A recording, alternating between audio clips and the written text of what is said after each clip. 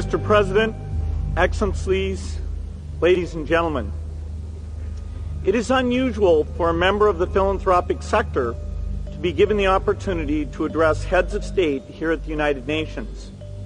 I'm honored by it, and I'm also encouraged. I see it as a sign of partnership, that the world understands that no sector acting alone can achieve the goals for humanity that are the mission of the United Nations. Now, the world today has 6.8 billion people. That's headed up to about 9 billion. Now, if we do a really great job on new vaccines, healthcare, reproductive health services, we could lower that by perhaps 10 or 15%.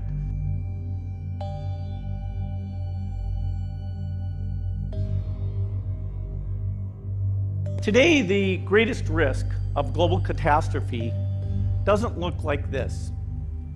Instead, it looks like this. If anything kills over 10 million people in the next few decades, it's most likely to be a highly infectious virus. I think an epidemic, either naturally caused or intentionally caused, is the most likely thing to cause, say, 10 million excess deaths. Some epidemics, like a flu epidemic, could be absolutely gigantic. The impact of a huge epidemic, like a flu epidemic, would be phenomenal because all the supply chains would break down, there'd be a lot of panic, many of our systems would be overloaded. The failure to prepare could allow the next epidemic to be dramatically more devastating than Ebola.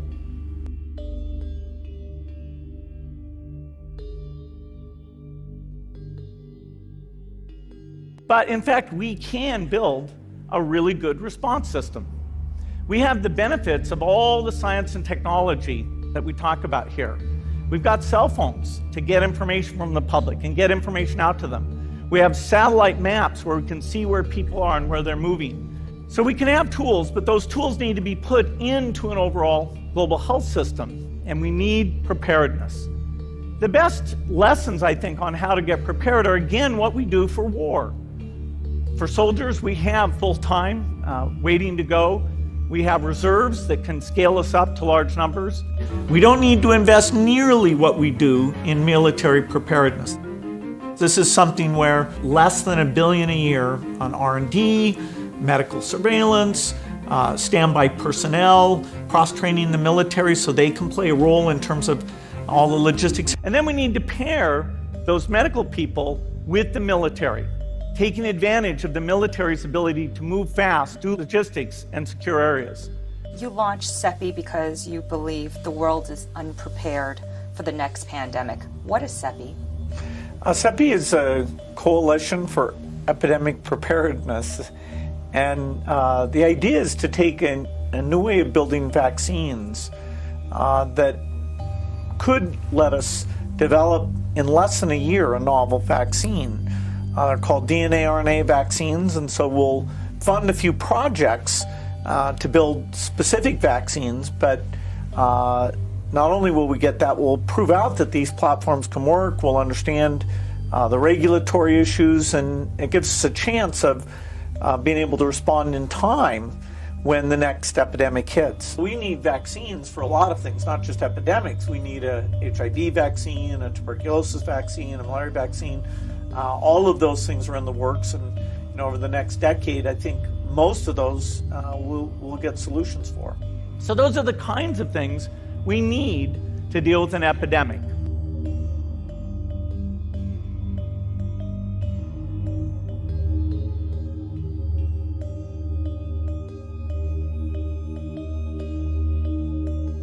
But in fact, we can build a really good response system. We have the benefits of all the science and technology that we talk about here. We've got cell phones to get information from the public and get information out to them. We have satellite maps where we can see where people are and where they're moving. Israel has given its security agencies the power to track the mobile data of people suspected of having the virus. The government will use the information to force them into quarantine and warn those who've come into contact with them. South Korea has taken similar steps by using mobile phone and satellite technology to track potential carriers. The use of tech surveillance has been increasing due to the COVID-19 pandemic across the globe. Several governments have taken to tracking location data via mobile carriers to check if patients who should be isolated are staying isolated, as well as tracking how well their stay-at-home or quarantine orders are holding up. Carriers in Italy, Germany, and Austria within the European Union are continuously sharing data with health authorities. According to law enforcement in Italy, movement is down by 60% in one coronavirus hotbed.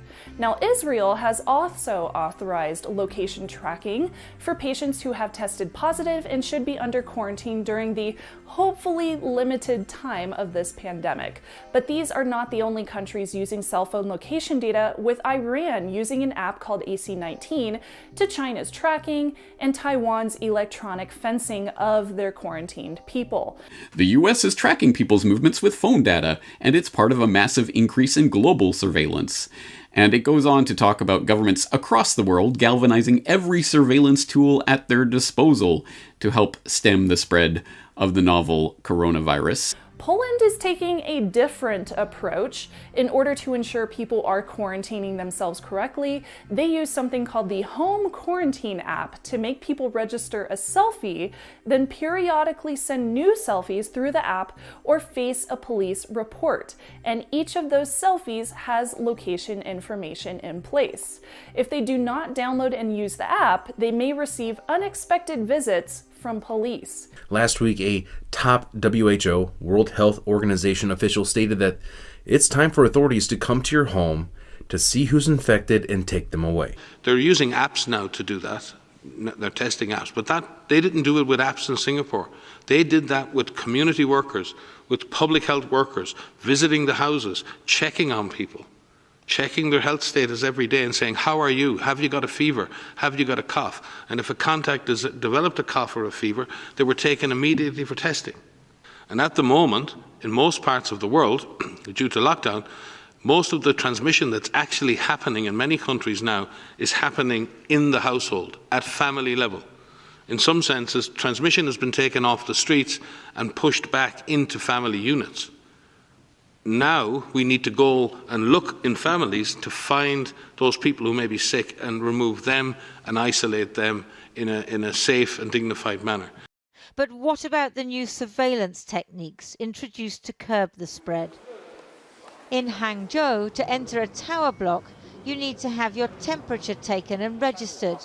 And you must have an app on your phone into which you input your name, temperature, recent travel and ID number. The information generates a color code. But few know exactly how their data is being used. We actually looked at the back-end code that the app was running, and what you could see is the moment that a user gives it permission to access data, it immediately sends a function that says report info and location to police. And then we looked into it, and the police were a key developer of the product as well. And so from that you can tell that the data is basically being sent back to the police the moment somebody actually uses the app. In some 200 Chinese cities, you now need a green code to get on public transport. Without it, you can do almost nothing. No crisis should go to waste. The coronavirus has given the Chinese Communist Party an opportunity to increase state surveillance, knowing that most people will be more worried about the epidemic than their privacy. Yes, this is happening in the very model for the New World Order system as described by Rockefeller and others, George Soros and others who have described China as the heart or the engine of the New World Order on numerous occasions.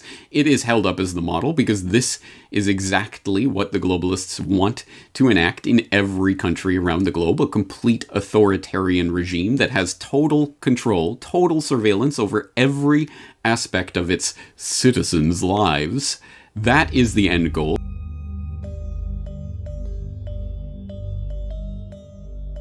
The best lessons, I think, on how to get prepared are, again, what we do for war. we must declare war on this virus. And that means countries have a responsibility to gear up, step up, and scale up. We're at war. In a true sense, we're at war.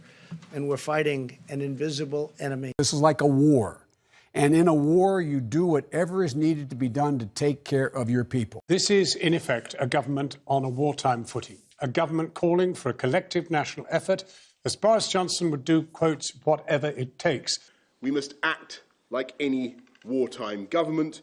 Well, I think that the threat is very significant. The potential of the virus, it's already demonstrated in China. I mean, I don't think it's a crazy analogy to compare this to World War II. Cross-training the military so they can play a role in terms of all the logistics, taking advantage of the military's ability to move fast, do logistics, and secure areas. As the U.S. confirms it's deploying new military resources to treat patients with COVID-19. We went inside that new hospital at the Javits Convention Center with Army Chief of Staff General James C. McConville.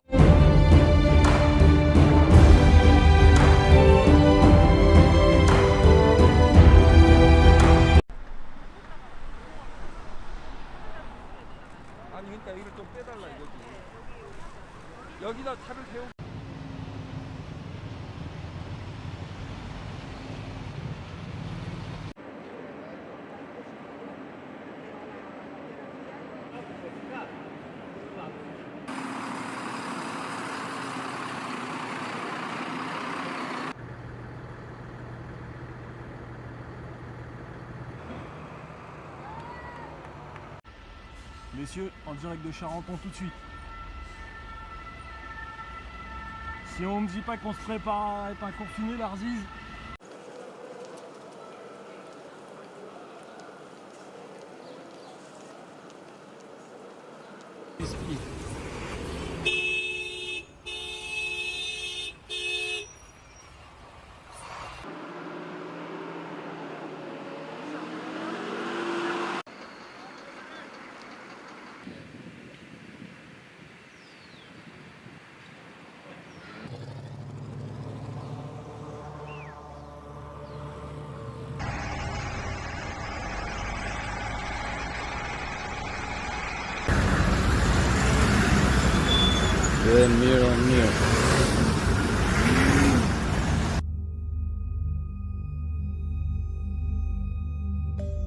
The idea is to take a new way of building vaccines that could let us develop in less than a year a novel vaccine.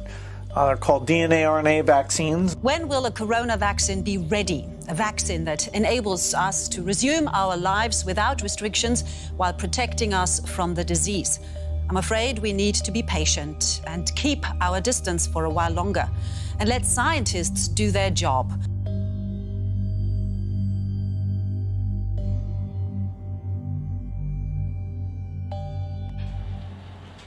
In the race for a coronavirus vaccine, some scientists are focusing on the development of vaccines based on messenger RNA, or mRNA.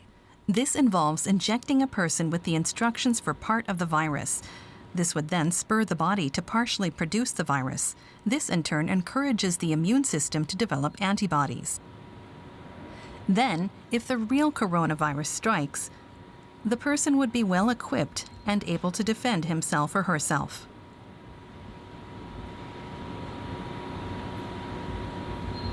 Whether that will really work is what's being tested with the tools being developed here. Scientists at the National Institutes of Health are working to create a vaccine for the new coronavirus that originated in China. But they're not starting from scratch.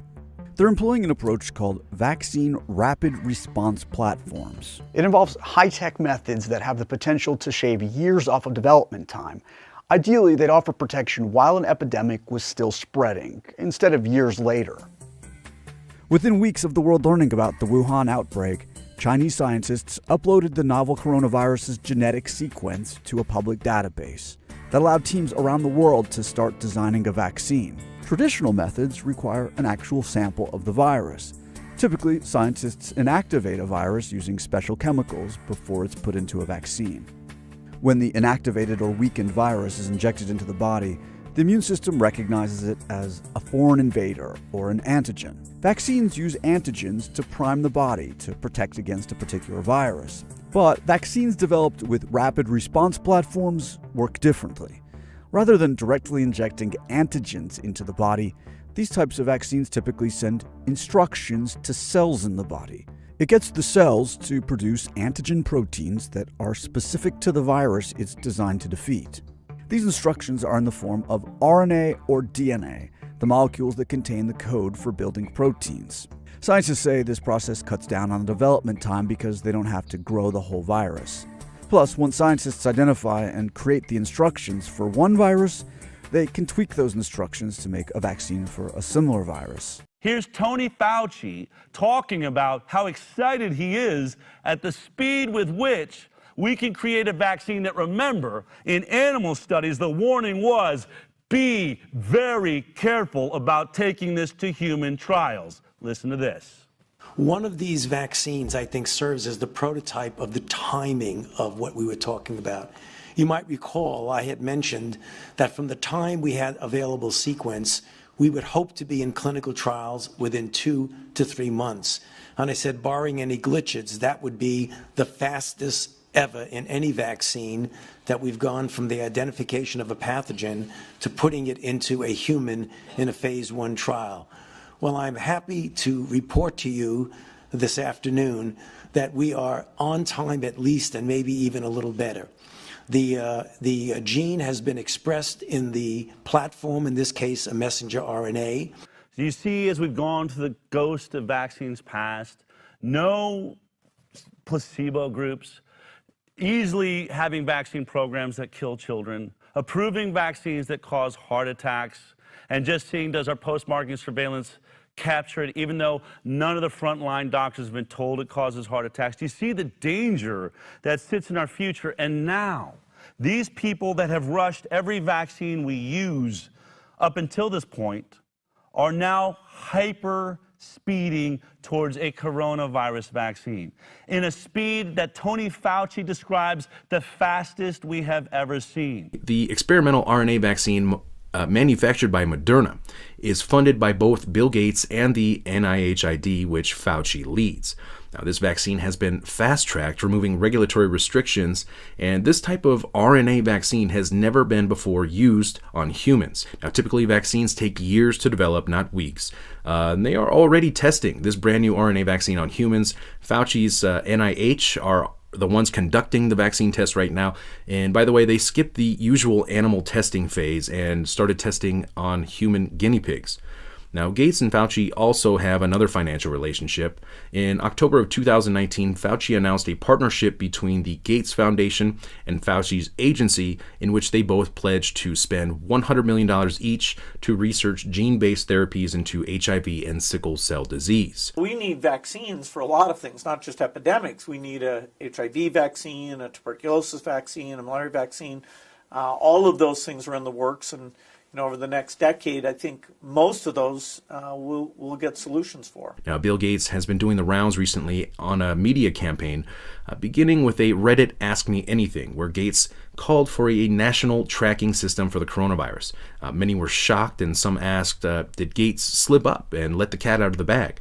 And in my personal belief, the answer is no, because only a few days later, Gates upped the ante and openly called and talked about a vaccine certificate, which would be recognized internationally. So in other words, a global vaccine ID. These statements are not a slip of the tongue, in my opinion. This is a public rollout of a plan that has been in the works for a long time.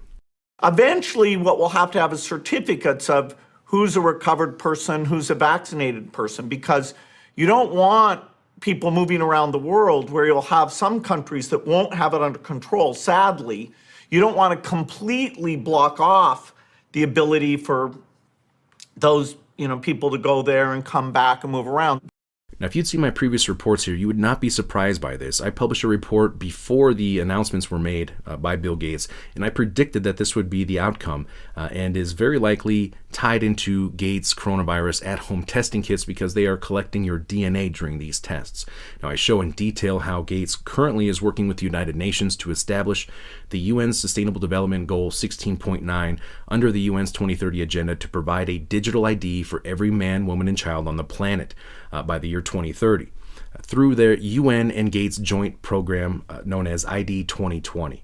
Gates openly talks about vaccinating everyone on the planet before life can return to, quote, normal. The ultimate solution, the only thing that really lets us go back completely to normal and feel good about sitting in a stadium with lots of other people, is to create a vaccine and not just take care of our country, but take that vaccine out to the global population. But what does opening up look like? Which activities have, like schools, have such benefit and can be done in a way that the risk of transmission is very low? Yeah.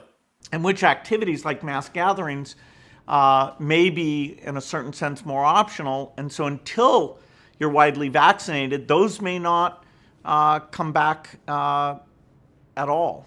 And it's not just Gates saying this. His little buddy Fauci has also implied this. The Australian Prime Minister has stated that life will not return to normal until there is a vaccine.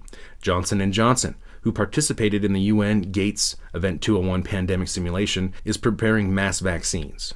Denmark has mandated vaccines through an emergency order. And in Italy, you may have to have a COVID pass to prove you have a marker of immunity, just to return to work after this lockdown.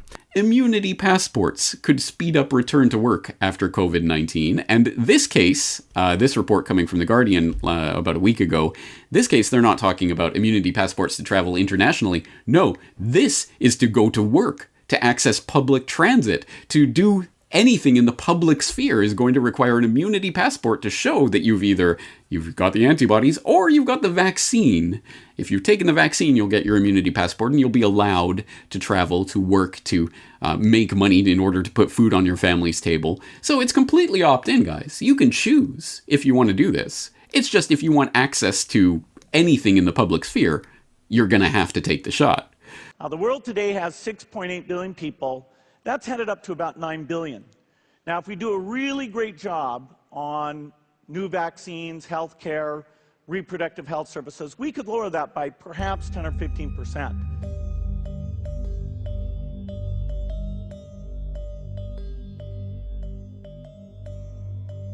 Welcome to Event 201.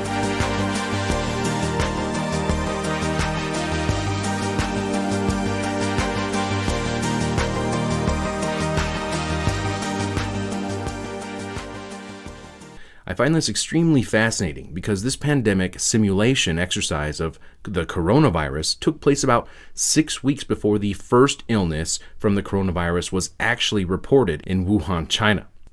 Now, that is one hell of a coincidence if you ask me. I'm not sure if you believe in that sort of thing. Now, the members of the Emergency Epidemic Board in this simulation consist of representatives from major banks, the Bill and Melinda Gates Foundation, Johnson & Johnson, logistical powerhouses, the media, as well as officials from China and Americans' Center for Disease Control, just to name a few. Now, let's take a quick look at how this simulation began.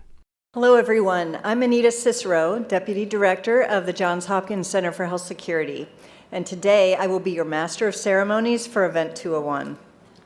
On behalf of our center and our partners, the World Economic Forum and the Bill and Melinda Gates Foundation, today's scenario is going to simulate meetings of a multi-stakeholder group called the Pandemic Emergency Board. This board has been urgently convened by the World Economic Forum, and Johns Hopkins has been asked to moderate the board meetings and provide expertise during the board's deliberations. The mission of the Pandemic Emergency Board is to provide recommendations to deal with the major global challenges arising in response to an unfolding pandemic. The board's recommendations are aimed at top decision makers in national governments, global business, and international organizations. The scenario you will be presented with this morning could easily become one a shared reality one day. I fully expect that we will be confronted by a fast-moving, highly lethal pandemic of a respiratory pathogen.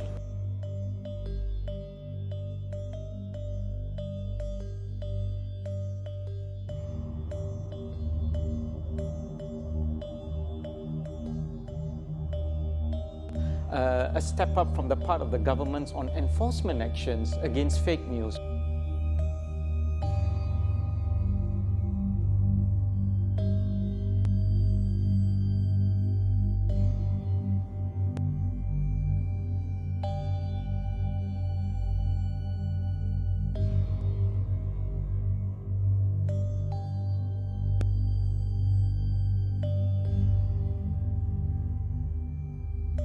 We're at a moment where the social media platforms have to step forward and recognize the moment to assert that they're a technology platform and not a broadcaster is over.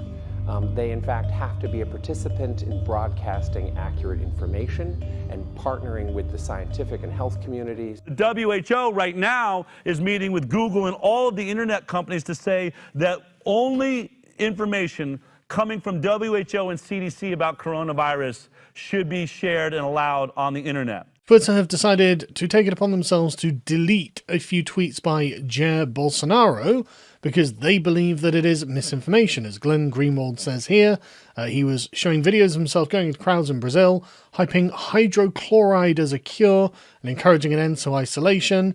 And Twitter decided they were going to delete these tweets. Alex Jones got his app banned from the Google store for talking about this, for exposing the Dems blocking coronavirus treatments. Well, I mean, they did, didn't they? But I mean, they're just going to consider anything Alex Jones says to be misinformation and therefore gone. But the same thing is going to happen in the UK. There is a fake news crackdown by the UK government because this tyranny has not escaped our shores, of course. The call to action that was issued as a result of this tabletop exercise that was held in New York in October of 2019, involving some of the very players who are now in the front lines of this fight against the coronavirus pandemic that they themselves were simulating. Amazing that they were able to foresee what was coming. And look, they had this perfectly amazing list of responses already waiting for something like this to come along so that they could shake their paper in the face of these world leaders and say, look, we told you so. Now we have the plan for exactly what you should do about this, including, as point number 7 in that call to action makes very explicit, the crackdown on what is deemed to be mis- and disinformation by the authoritative sources in the fact-checking world, no doubt,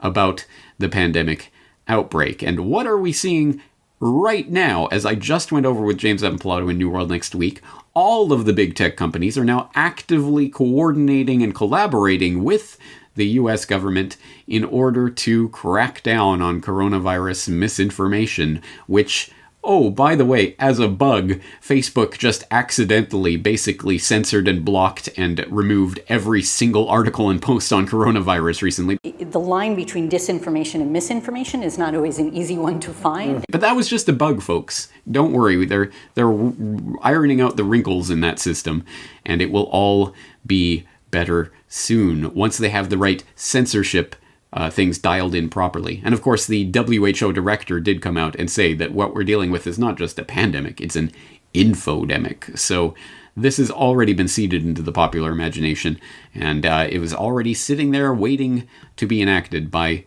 the Event 201 crew, who are the very ones coordinating the response to the real-life version of what they simulated. And now here we are. You know, we didn't simulate this, we didn't practice. So both the health policies and economic policies, we find ourselves in uncharted territory. Let's just rewind that real quick and hear that again. You know, we didn't simulate this, we didn't practice. So both we didn't practice. So both the We didn't simulate this, we didn't practice this. Now everybody who's listening to this channel, even if you're new, I'm sure you've heard of Event 201, and you know that that is an outright lie. For those who are unaware, here we are at the centerforhealthsecurity.org/event201, and let's just read a little bit about this. The Johns Hopkins Center for Health Security, in partnership with the World Economic Forum and, oh, look at this, the Bill and Melinda Gates Foundation, hosted Event 201, a high-level pandemic exercise on October 18, 2019. So Gates is on BBC this morning claiming, we didn't prepare, we're underfunded, I thought this was going to happen, but nobody listened to me, and we didn't simulate this, we didn't practice this, So, as he says, the health policies and economic policies, we find ourselves in uncharted territory. Guys, this is just like the 9/11 story, where the goal is to convince the public that the government was just kind of bumbling around and didn't know what was going to happen, and so nobody could have been prepared for this. Just like Condoleezza Rice after 9/11 said, I don't think anybody could have imagined this happening, meaning could imagine that planes could crash into buildings, even though they also, just like Event 201, simulated hijacked aircraft flying into planes, flying into buildings.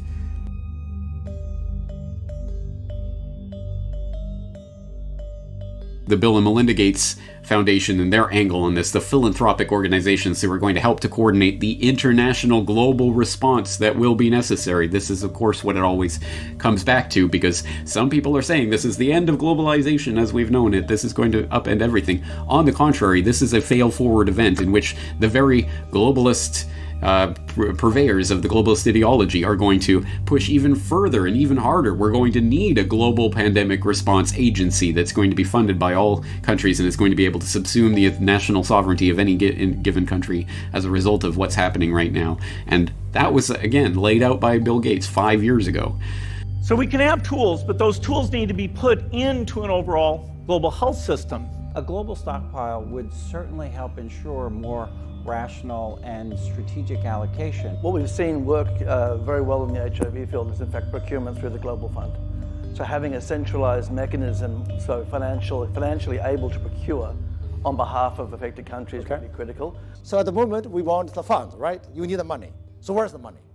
So government kind of supplies some money. A lot of, private sectors, some are sitting here, you have some money, but now you need a really coordinated, centralized efforts.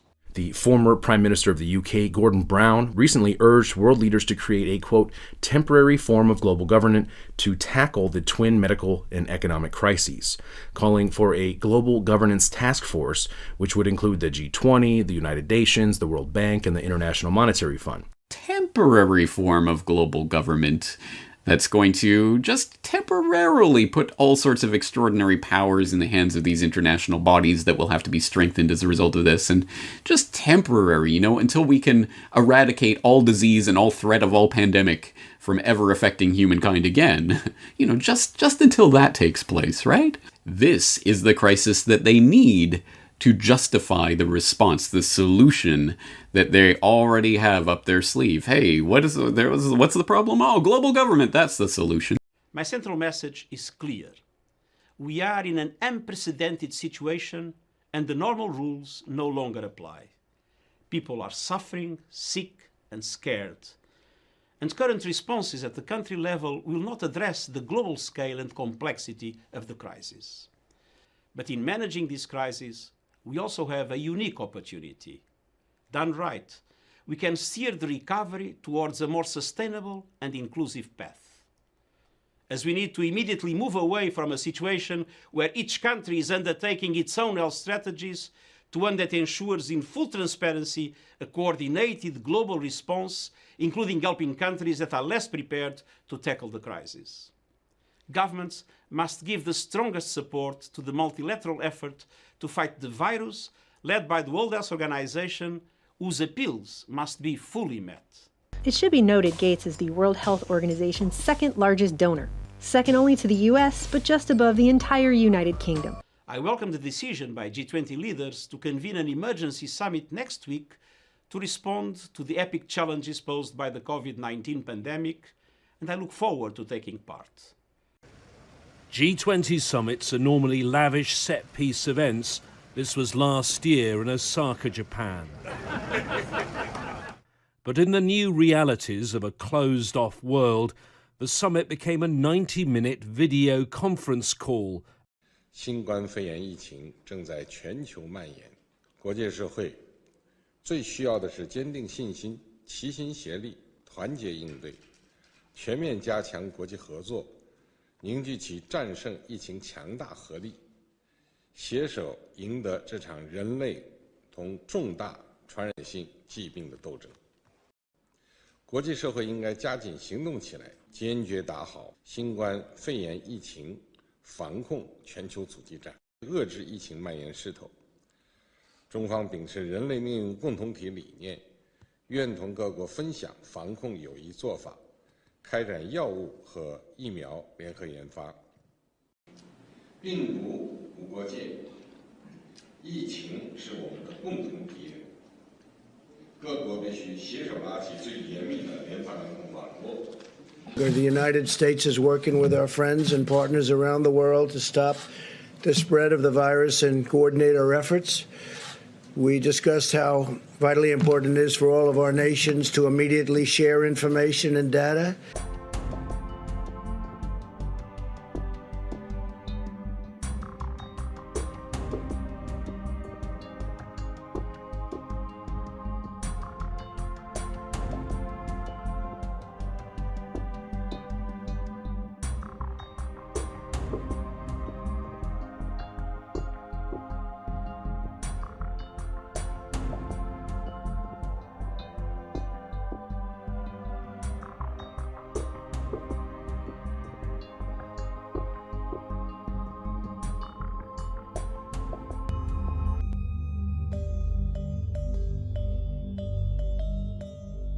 Governments need to be willing to do things that are out of their historical perspective, or for the most part, it's really a war footing that we need to be on. This is, in effect, a government on a wartime footing. We must act like any wartime government.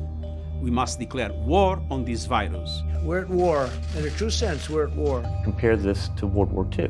It can happen quickly. A Marshall-type plan, don't mean to say that exactly, but a Marshall plan that can go into effect can stimulate change very quickly. I can tell you that martial law and the specter of martial law is very much in the air in the United States and elsewhere, reflected in any number of stories that are trending on the news pages right now, the mainstream news pages, about what is martial law and is martial law coming to America. For example, we can get this from Fox Business. What is martial law?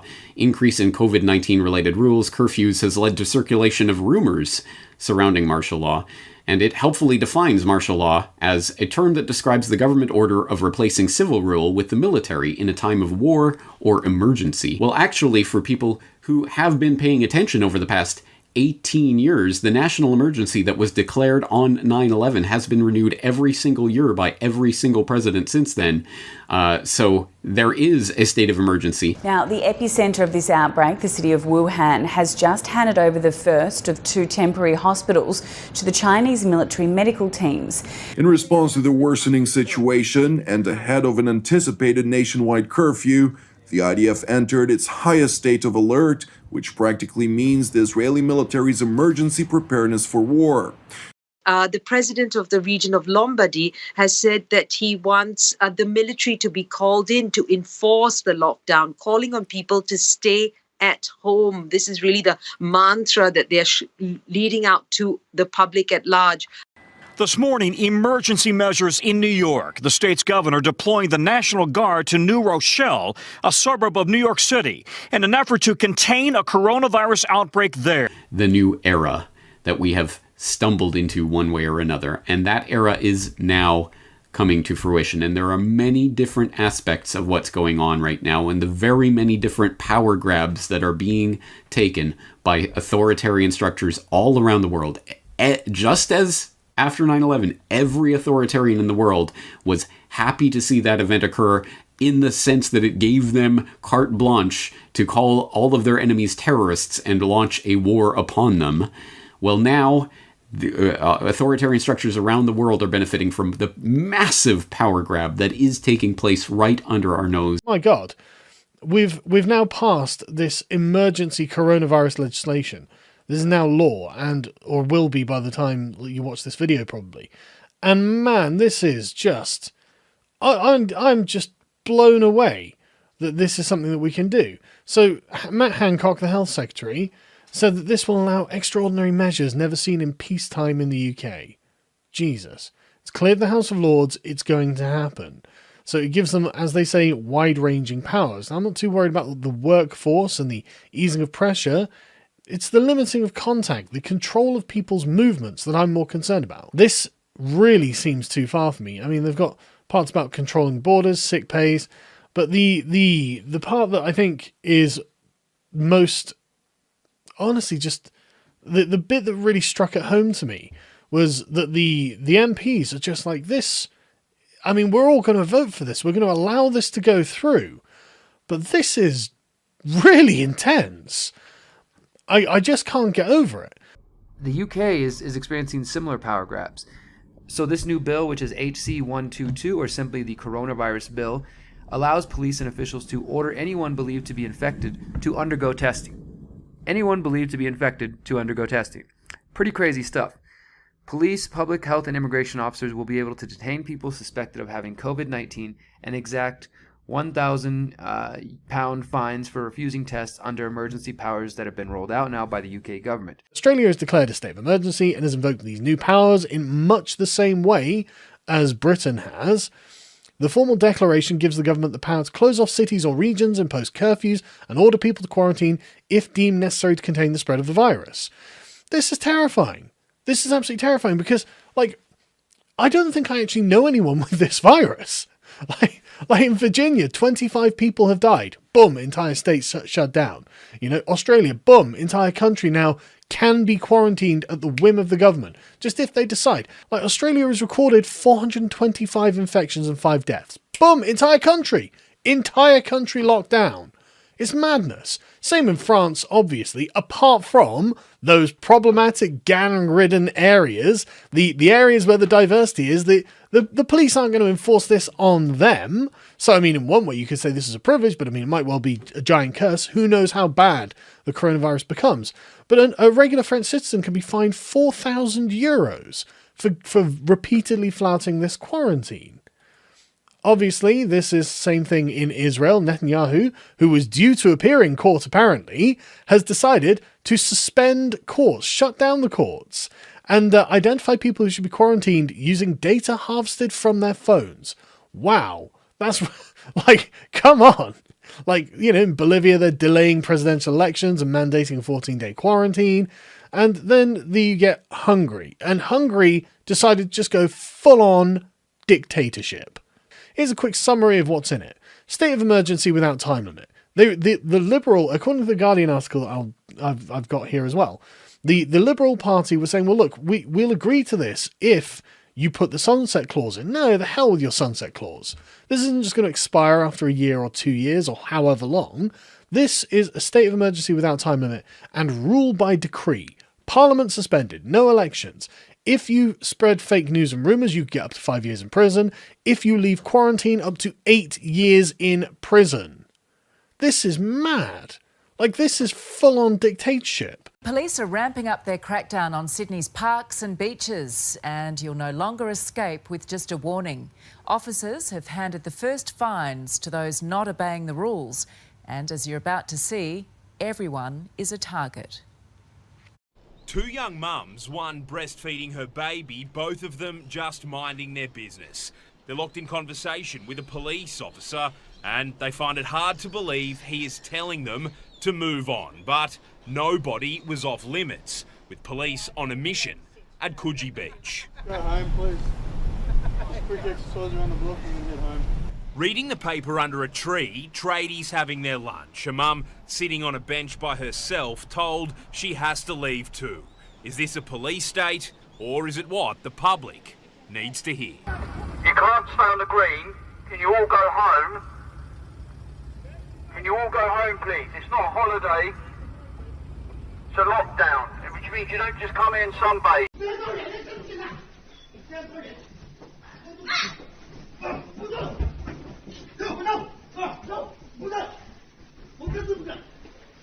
Gulo o barilan o patayan, I will not hesitate.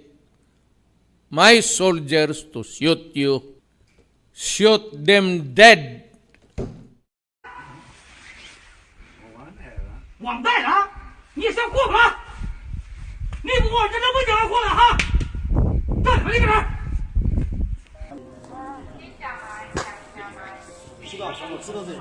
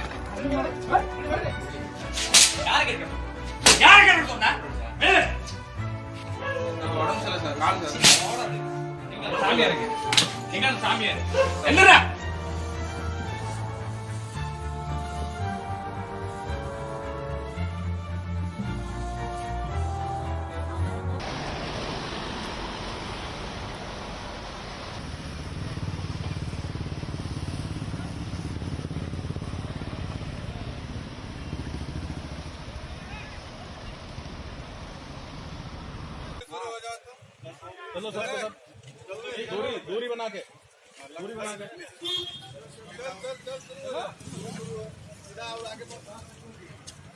दूरी बना दो चलो और चलो आगो गया तुम्हारा चलो तुम्हारा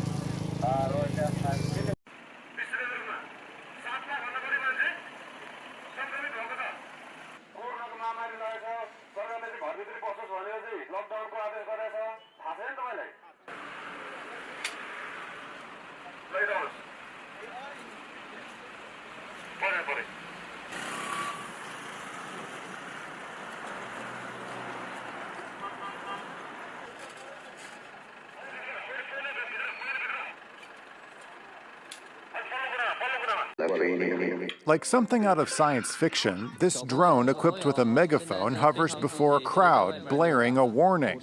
The operator, a local traffic cop. You, the handsome man with the telephone, where's your mask? Put it on. Hey, you on the bike, put on your mask when you're in the streets. Don't endanger your fellow citizens.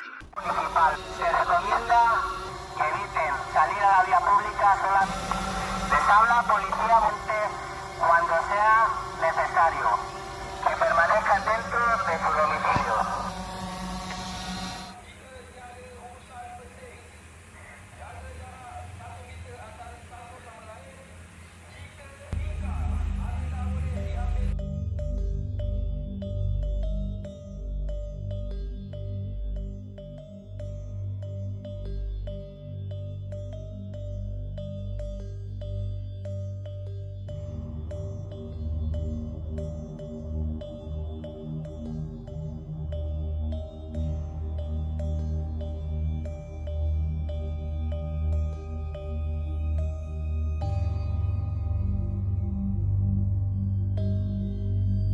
In 2010, the deep state had the Rockefeller Foundation script a plan to introduce martial law and a permanent method for total control of the citizenry.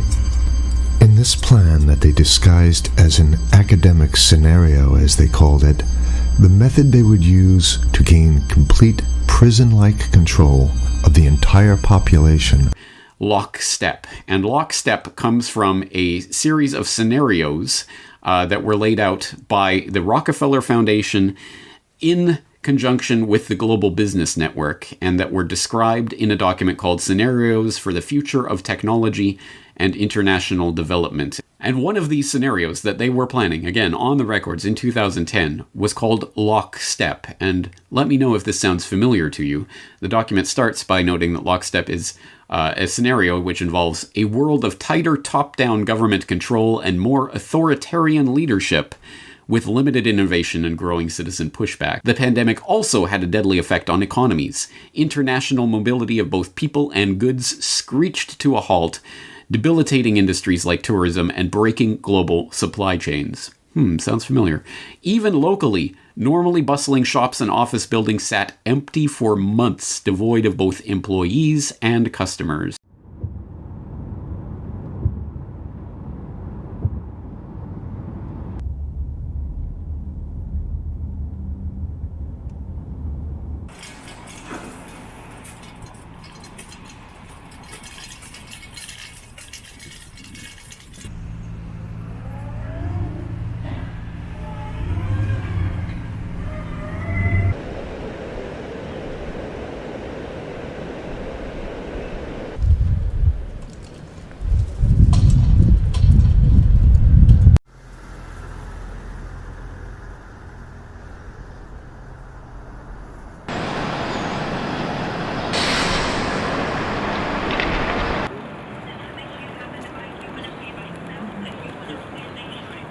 But even in developed countries, containment was a challenge.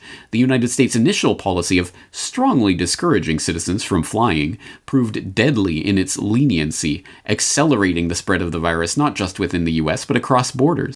To keep new cases from entering our shores, we will be suspending all travel from Europe to the United States for the next 30 days. Now have the greatest number of confirmed coronavirus cases on Earth. However, a few countries did fare better, China in particular. The Chinese government's quick imposition and enforcement of mandatory quarantine for all citizens, as well as its instant and near hermetic sealing off of all borders, saved millions of lives, stopping the spread of the virus far earlier than in other countries, and enabling a swift post-pandemic recovery. We have been seeing the U.S. government, the World Health Organization, and the media praising the authoritarian measures taken by China in response to this outbreak.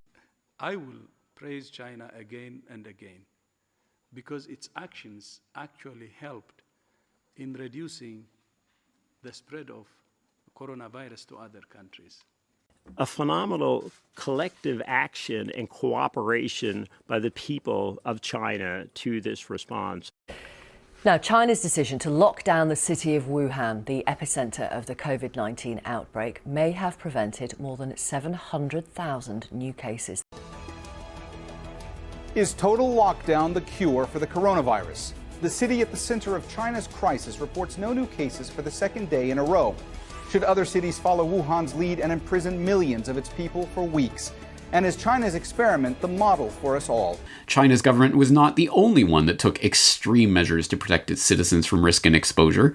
During the pandemic, national leaders around the world flexed their authority and imposed airtight rules and restrictions, from the mandatory wearing of face masks to body temperature checks at the entries to communal spaces like train stations and supermarkets.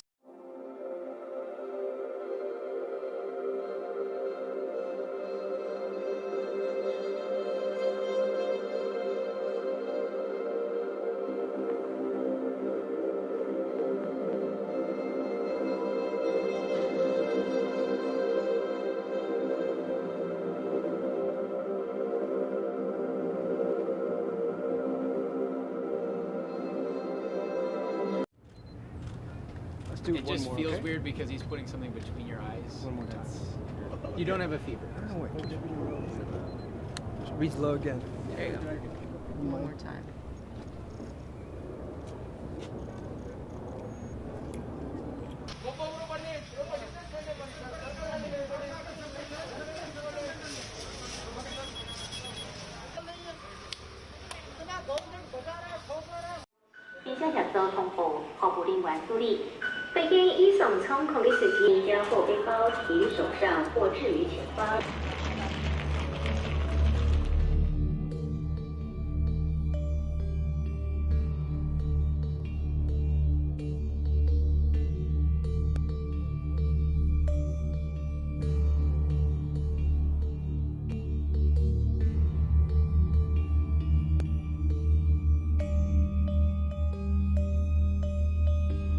Even after the pandemic faded, this more authoritarian control and oversight of citizens and their activities stuck, and even intensified. In order to protect themselves from the spread of increasingly global problems, from pandemics and transnational terrorism to environmental crises and rising poverty, leaders around the world took a firmer grip on power. And so it's just, I mean, I'm just, like, this is really bad precedent. It's a really bad precedent to be able to give government the powers to be able to do this because of a virus. We are moving into a dystopian framework where something terrible could emerge. And it's just better to not have the groundwork laid.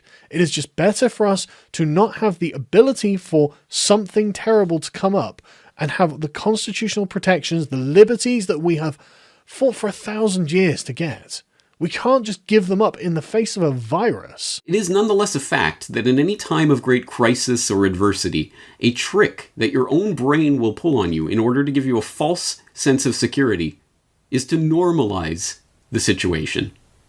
There's no crisis, there's no emergency, everything will go back to normal in a few weeks and we'll continue on with our lives as they were before. Do not normalize what is happening here. This is not normal. Medical martial law, troops on the street, internal passports and checkpoints, orders to shelter in place, permission to leave your home, enforced quarantines and isolation, business closures, nationalization of industry, collapses of economies. This is not normal. So do not normalize. Do not give in to the temptation to normalize the absolute craziness that is happening right now. Realize that this is the perfectly logical end result of decades of carefully laid infrastructure for the implementation of a medical martial law situation. And what is happening right now are powers being accrued by authoritarians that will never be relinquished. Once these powers are put in place and the precedent is there, even if the emergency is released and everything goes back to normal a few weeks from now, it will be a new normal. It sounds like little by little Beijing and maybe the entire country starting to return to normal. Is that fair to say? Yeah, that's fair to say. I would call it not normal, but maybe the new normal. As we wake up to a new normal today and life is slowly grinding to a halt, Americans are facing a new normal. This will be the new normal.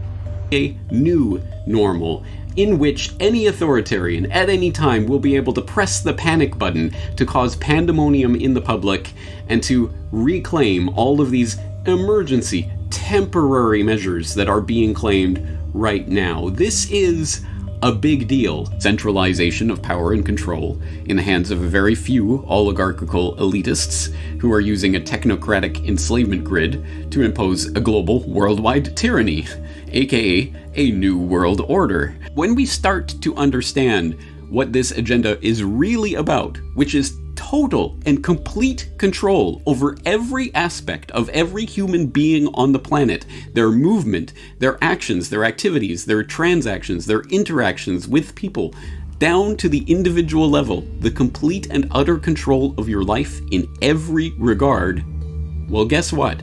That is being enabled on the back of this pandemic scare. You know, I think it's too bad in a way that we had to have these epidemics to get us to move.